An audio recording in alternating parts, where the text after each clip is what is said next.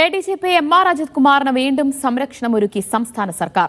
അജിത് കുമാറിനെതിരെ മുൻ സംസ്ഥാന പോലീസ് മേധാവി തയ്യാറാക്കിയ 2 അന്വേഷണ റിപ്പോർട്ടുകൾ സർക്കാർ തിരിച്ചയച്ചു. Pooram report, P. Vijayan IPS നൽകിയ പരാതിയിന്മേലുള്ള ശുപാർശ എന്നിവയാണ് നിലവിലെ സംസ്ഥാന പോലീസ് മേധാവിക്ക് അയച്ചിരിക്കുന്നത്. പൂരം കലക്കലിലെ ത്രിതല അന്വേഷണത്തിന്റെ ഭാഗമായിട്ടാണ് മുൻ സംസ്ഥാന പോലീസ് മേധാവി ഷേഖ് ദർവേ സാഹിബ് എം.ആർ. അജിത് കുമാറിന്റെ ഇടപെടലുകൾ അന്വേഷിച്ചത്.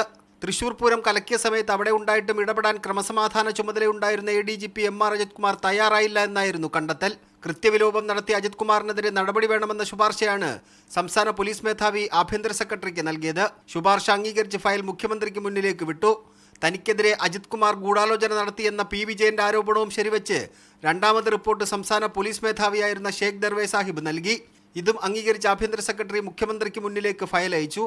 എന്നാൽ ഇത് രണ്ടും നിലവിലെ സംസ്ഥാന പോലീസ് മേധാവിയായ റവാഡ ചന്ദ്രശേഖരൻ അയച്ചിരിക്കുകയാണ് സർക്കാർ. പരിശോധിച്ച് പുതിയ അഭിപ്രായം രേഖപ്പെടുത്തണമെന്നാണ് സർക്കാരിന്റെ ആവശ്യം.